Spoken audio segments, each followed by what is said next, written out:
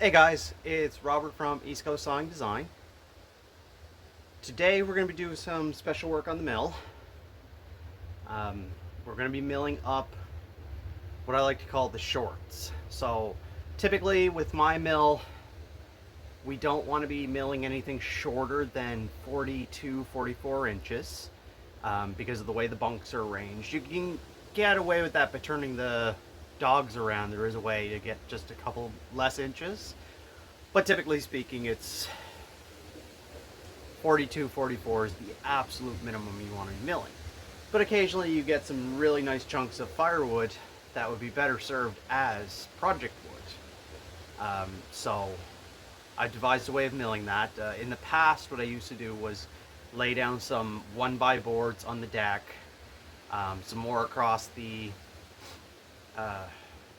log stops, the dogs, and then one across the clamp and just kind of force it in position that way. And it works, but it's not nearly as secure as the method I'm going to use. So right next to me is what I call my auxiliary table. It's just a bunch of angle iron welded together in such a way that it only increases the height by 1/8 of an inch from the bunks. So the reference on the saw head is still, well, it's 1/8 inch out, so it's nothing. And this is how I cut them. So this gets bolted down to the bunks with just a pair of bolts, and that I find that works really well because the bolts are on this side of the mill head. So your pushing is away, so it's just pushing down. So it's been quite adequate. And when I built it first, I was set up to use the clamps, the dogs, but I found it just still wasn't clamping hard enough. So I've abandoned that method, and I just screw the piece of wood directly to the mill deck, and I find that works much better. And I just have the screws, they're 1.5 inch screws, and they just go into what's considered the waste stock, and I just skim off. I just have the head set to like 1.5 inches above the mill deck, and I almost never hit the screws. So between the screw not sinking all the way down, the 1/8 inch, and everything else, I just find I never graze the screws. So it works out really good. So we'll get this installed.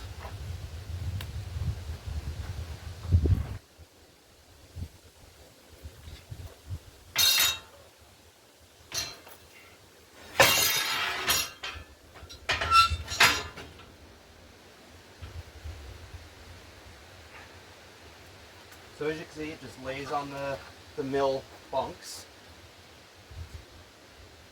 And it's a pair of 3/8 bolts that I just thread right into the bunks.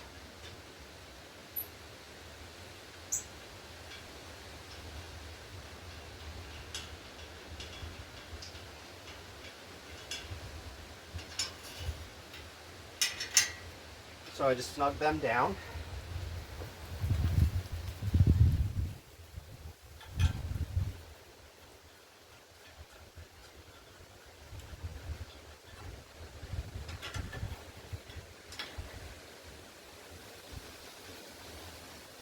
So now we're ready to load our wood. So in the case of what I'm sawing today, it's going to be a chunk of ash.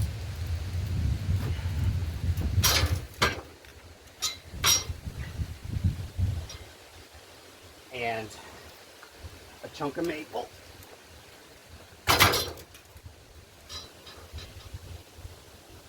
So you can see the bed holds them quite well. These are about 20 inches long, which is pretty much exactly what I built this for.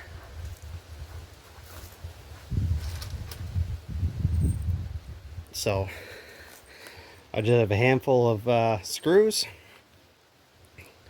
1/4 inch impact, and the unfortunate part is I do have to crawl on my back to get down under here, but that's not a big deal.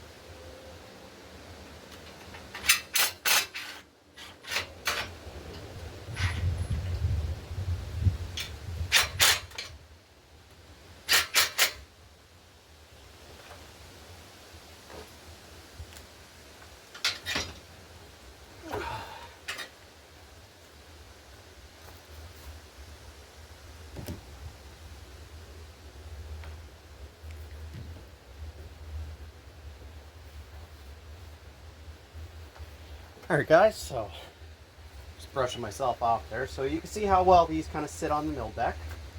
The reason I didn't put the ash flat side down is I want that flat to be up, because I'd rather the curl to be in the most of the waste. This will have some waste.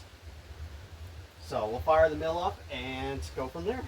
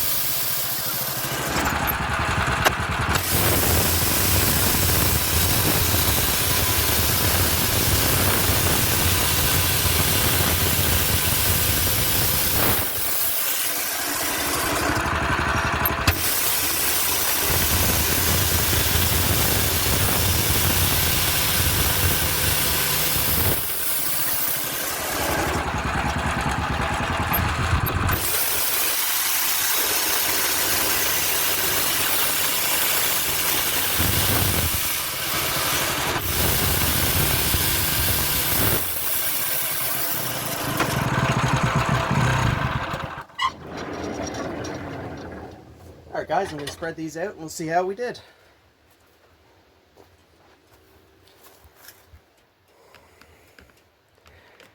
Alright guys, so the white ash is at the top.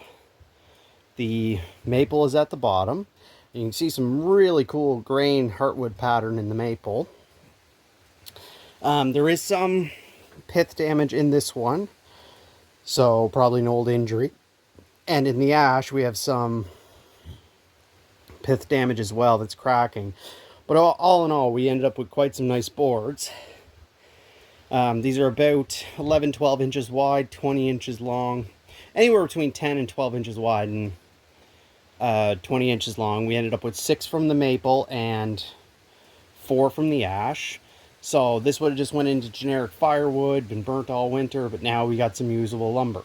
So in the case of like these two, this one, and the one I had to put off to the side, they'll be nice one-piece live edge charcuterie boards.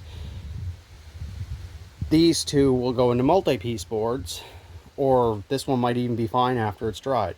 Those two ash right there will go into multi-piece boards. These two will go into nice size live edge charcuterie boards. So we turned 2 pieces of firewood into 5, 10, 15, 20, 25, 30, 35, 40, 45, 50. About 500 in potential revenue next year. So you can see how quick it happens.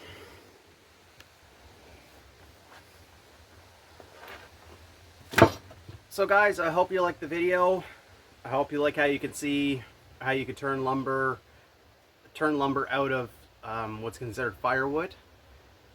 You probably noticed in the video it was shaking a little bit. The table's not perfect, but it's a lot safer than the alternative in my opinion. I do love my little mill, but it's very limited in options for size of wood.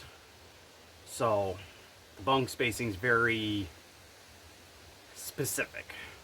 So like you could do the 4s to 6s are on these 2 bunks. The 6.5 to 10s is on this bunk and that bunk. And I think you got to be up 12 and above to use all 3 bunks. So it's not as versatile as some of the other mills, but it works really well. I've gotten used to it. So Hope you liked the video, guys. Consider subscribing, hit that notification button, and have a great day.